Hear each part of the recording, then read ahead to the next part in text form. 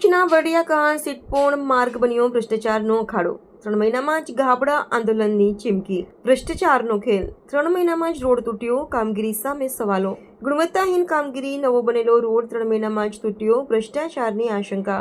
કરોડોના ખર્ચે બનેલો માર્ગ માત્ર 3 મહિનામાં જ ગાબડાવાળો। લોકાર્પણના 3 મહિનામાં જ રોડ બિસ્માર, તંત્રની કામગીરી પર ઉઠ્યા ગંભીર સવાલો। નવા રોડમાં ભ્રષ્ટાચાર, ટૂંકા ગાળામાં જ ગાબડા પડતા તપાસની માંગ।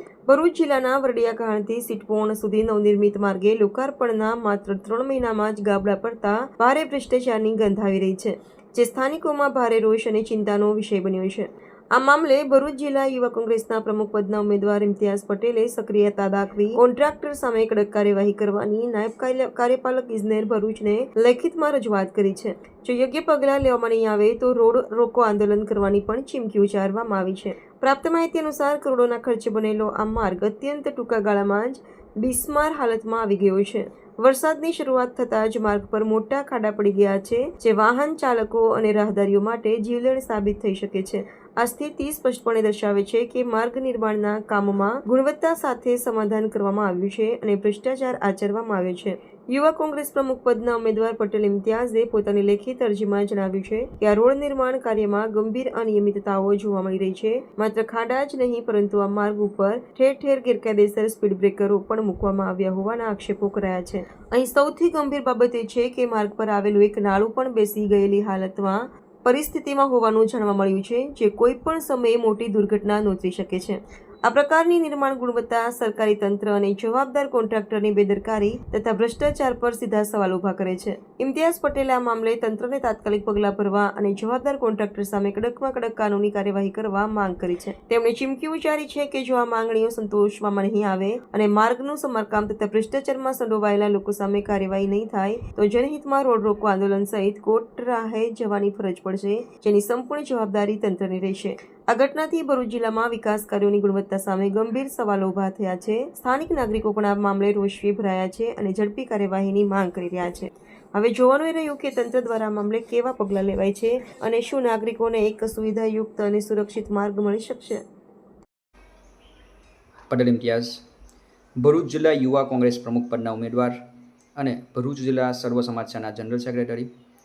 મિત્રો, છેલ્લા ઘણા સમયથી ભરૂચ જિલ્લો જાણે ભ્રષ્ટાચારથી ભરાઈ આવ્યો હોય એવું જણાઈ રહ્યું છે, કારણ કે મનરેગા કૌભાંડ બાદ ભરૂચ જિલ્લાના અંદર સરકાર દ્વારા ગરીબ વર્ગના પરિવારો માટે જે શૌચાલયની સુવિધા આપવામાં આવે છે, શૌચાલય નામની જે સહાયતા આપવામાં આવે છે, તેમાં પણ કેટલાક તક સર્જોએ આ તકનો લાભ ઉઠાવીને ગરીબ અને મધ્યમ વર્ગના પરિવારના ખોટા દસ્તાવેજો અને પુરાવા રજૂ કરીને આમાં પણ કૌભાંડ આચર્યાનું મીડિયા અને સોશિયલ મીડિયામાં બહાર આવ્યું હતું।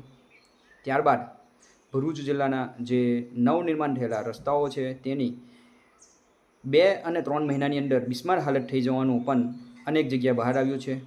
ભરૂચ જિલ્લાના ઊંટા વહીવટી પ્રશાસનને સજાગ કરવા માટેનું જે આપણે બીડું ઝડપ્યું છે તેના ભાગરૂપે ભરૂચ જિલ્લાના કહાન અને વડેરિયા અને સિટપોન ગામ ઉપર નવનિર્માણ પામેલ જે રોડ છે એ રોડ ફક્ત 2 અને 3 મહિનાની અંદર બિસ્માર હાલતમાં થઈ આવતા ત્યાંના એક જાગૃત વ્યક્તિ દ્વારા સંપર્ક કરવામાં આવ્યો હતો અને તેમના દ્વારા સંપર્ક કર્યા બાદ જમીની લેવલની હકીકત મેળવતા અમને ખરેખર જણાવ્યું હતું કે વડેરિયાથી સિટપોનને જોડતા જે મુખ્ય માર્ગનું નવનિર્માણ કરવામાં આવ્યું છે તેમાં આ કોન્ટ્રાક્ટર દ્વારા ગેરકાયદેસર રીતે કાયદાને નેવે મૂકીને અનેક પ્રકારના કૌભાંડો આચરવામાં આવ્યા છે।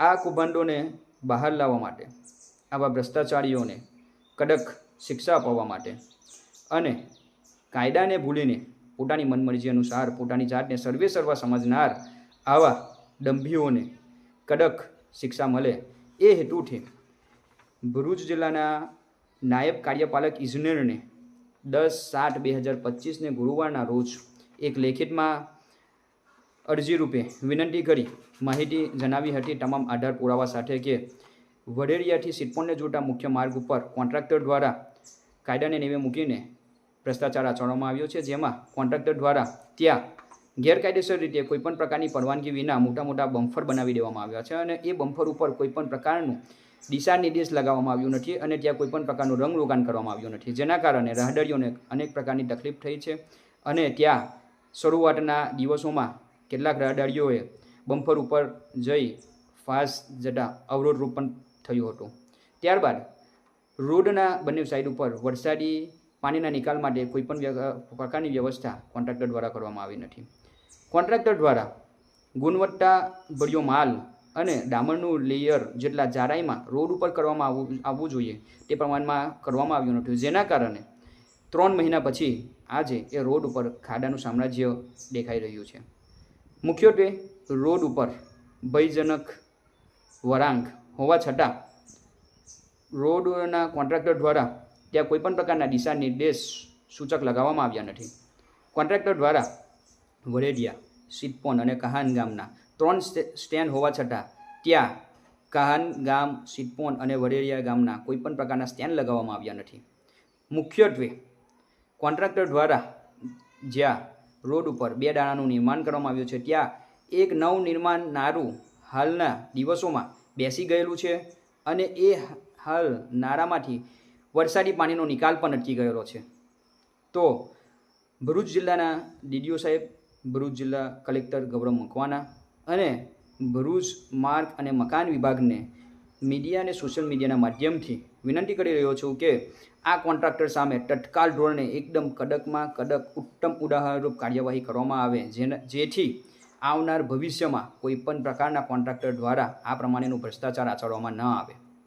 અને આવનાર 10 દિવસના અંદર જો આ અમારા દ્વારા લેખિતમાં જે રજૂઆત કરવામાં આવી છે એ રજૂઆતને ધ્યાને લઈ ગંભીરતાપૂર્વક સંતોષકારક કાર્યવાહી કરવામાં નહીં આવે તો આવનાર દિવસોના અંદર જરૂરિયાત પડશે તો ભરૂચ જિલ્લાના સામાજિક આગેવાનો, ભરૂચ જિલ્લાની અંદર સામાજિક કાર્યો માટે કામ કરતી સામાજિક સંસ્થાઓ, ભરૂચ જિલ્લાના બુદ્ધિજીવી વર્ગ સાથે ભેગા મળીને એ રોડ ઉપર વાહન વ્યવહાર કરતા જે રોજિંદા વ્યક્તિઓ છે, અપડાઉન કરતા જે વિદ્યાર્થીઓ છે, તેમના ન્યાય માટે અને એમના હક માટે જરૂરિયાત પડશે તો રોડ રોકો આંદોલનની જરૂરિયાત પડશે તો એ માટે પણ અમે તૈયાર છે.